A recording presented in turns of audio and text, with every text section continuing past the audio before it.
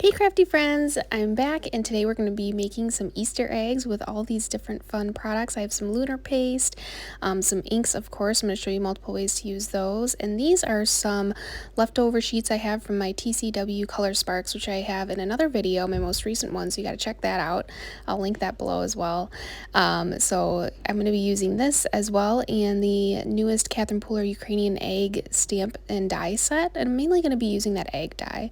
So I'm going to start off with some inks and of course some watercolor paper, and you know I do this all the time. I'm going to be watercoloring, but I'm also going to do some direct to paper on that watercolor paper. I wanted to show you the difference between just watercolor paper and regular paper and how it does turn up a little bit darker.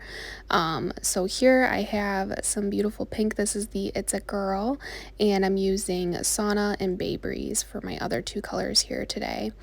And I'm just so excited to be kind of just crafting in a different way. So this is just a little bit more mixed media. So I'm going to be grabbing this lunar paste. And what I love doing with lunar paste here is just painting it on the paper. And when you do this, you can get the shimmery effect from this silver. This is from Simon Hurley, and he has a bunch of different colors. And here I'm also going to be using the lunar paste with water splatter and using the lunar paste as a part of that. So I'm going to show you here. You can kind of see these Catherine Pooler inks are water reactive, so they're going to show a little bit of this spotting you can see here in the darker, and you can definitely see it here on the regular paper. So now I'm going to dip it in the lunar paste, which is what I was saying before, and then mix it with a little bit of water so that we're going to get like a sparkly, silvery kind of shimmer. And I'm being a little bit like messy and just doing it on my paper. If you have like a craft mat, you can definitely use that. And this is subtle because it is the silver, but it does definitely add a little bit of sparkle and shine to this, which I love. So now I'm grabbing my Spectrum Noir paint pen, and I'm going to do a little bit of paint splatter.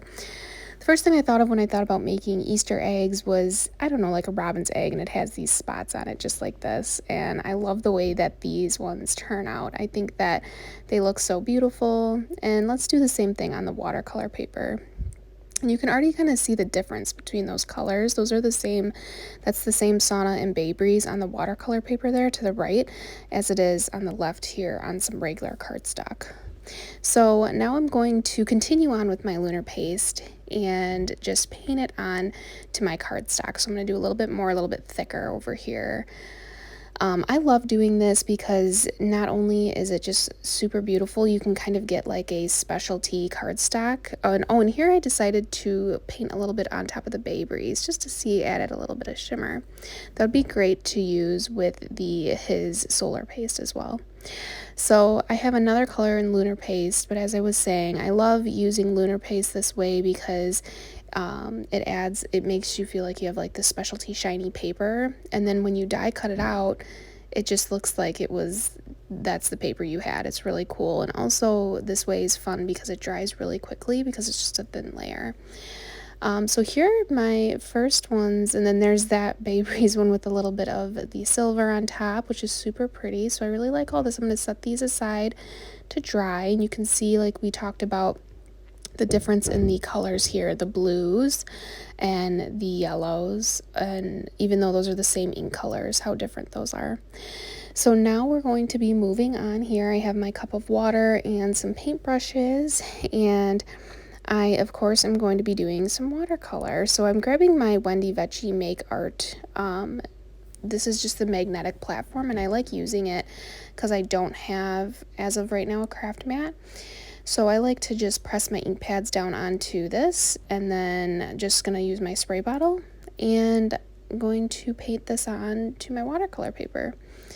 And just adding more water with my spray bottle as needed if I need more or if I want more. And then I noticed something really cool. So some of the paint splatter got on that paper, and it's actually resisting when I paint over it. So it's turned out really, really, really cool with the watercolor.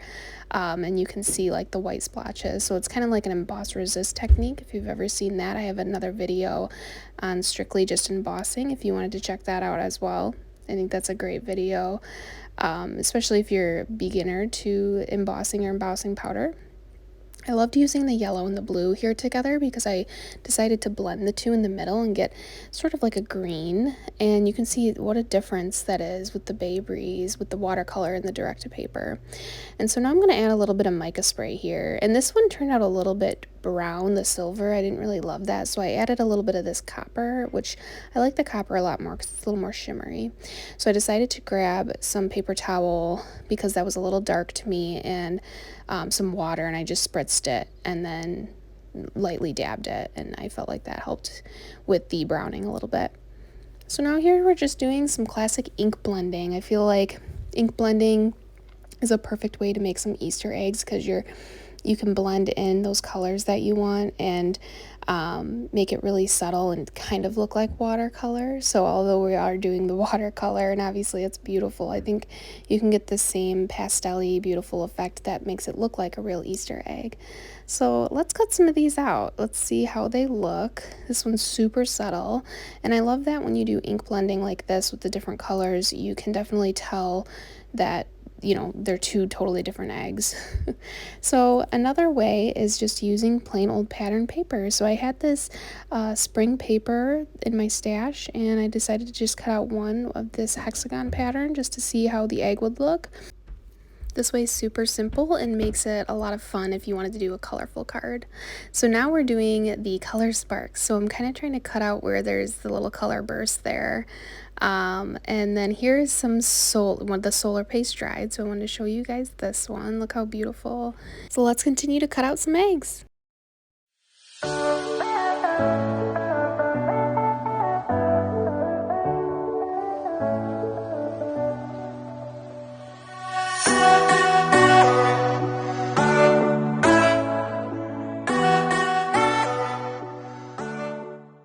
So while I'm not quite done cutting out my eggs, I wanted to show you guys how to use an embossing folder to add a little bit of texture. I thought this would be really cool for an Easter egg. And so first step is I'm going to spritz my cardstock with a little bit of water. And then I'm going to put this through with just one plate and then the pink platform on the extended platform. So why we spritz the paper with water is to prevent any tearing. So if you put that in dry, what happens is sometimes the paper will rip. So I'm going to try to do this with just one little egg that we just did with one of the color sparks. So let's run it through and see how the embossing design looks. Oh, it's so pretty. It kind of reminds me of like the stamp set, like a Ukrainian egg. So that's super beautiful. I love that. I love the look of these spotted ones. Look how beautiful these turned out.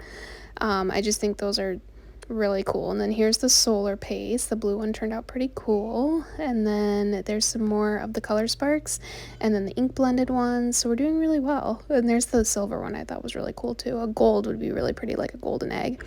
So this watercolor stuff finally dried, so I decided to cut these out, and I feel like they looked really good. Even with that mica spray, I felt like it still looked super pretty. So now I decided what I'm going to do is add a little bit of bling. So I'm adding a little bit of adhesive onto my blue part here before die cutting out my Easter egg. I like doing it before. It just makes it easier to peel off the adhesive and you have it in place.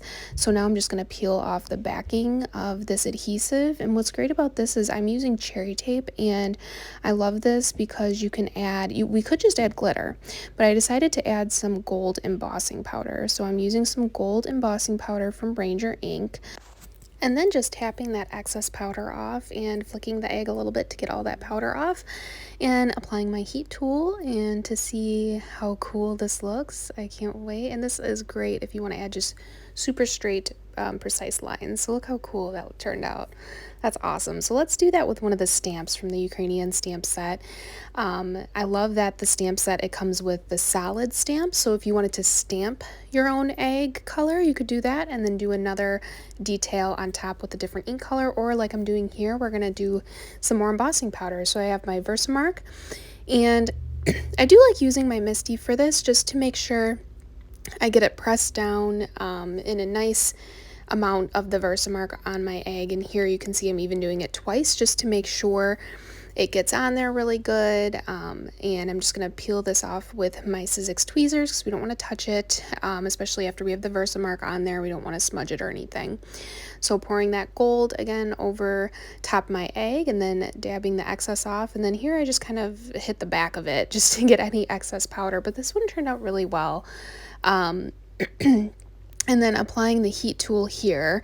I recently had a question about how to not have the embossing powder get all over the place, and I actually have a good example in this one. So look how beautiful that turned out. These are gorgeous. So that one turned out really nice, and that was on watercolor paper, so maybe that's also a difference. I don't know. So now our embossing folder is done, or is dry, the paper, and so I cut a few of these out in just plain color, and they're just absolutely gorgeous in that white, I think. But I am going to apply a little bit of ink blending onto these embossed eggs. And as you can see here, I'm not even grabbing my ink colors. I'm just using whatever excess I have on my brush, and there's enough ink on there that it comes right off and it looks great, and it's this pastel-y color look that I really love, and it actually, you can end up seeing even more of that embossed detail. So look how cool, aren't these? How beautiful. I think those looked so cool. So you could definitely mix and match these or put them together as one. So here's a couple other ideas. We can add some sequins. So here with Catherine Pooler sequins, I love because they're different sizes and different colors. So it's nice because we get that variety. And so I'm just applying some glue and putting some sequins on there. And of course my new Sizzix sequin tool works fantastic. That's so cute. And then I thought too, it would be a great idea. I have this embossing pen from Ranger as well.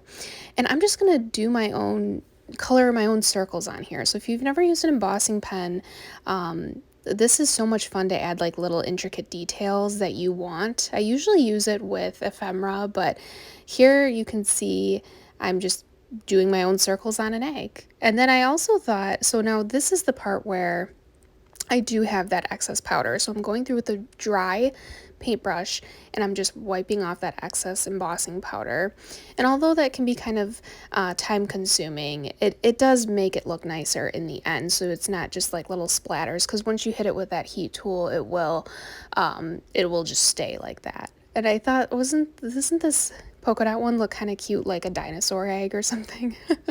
I thought that'd be cute for like a little boy's birthday or something. I get questions about masculine cards a lot too, so I'm going to try to focus on that more. But here are my Easter eggs. My goodness, how beautiful are all these? I hope you loved this, and thanks so much for watching.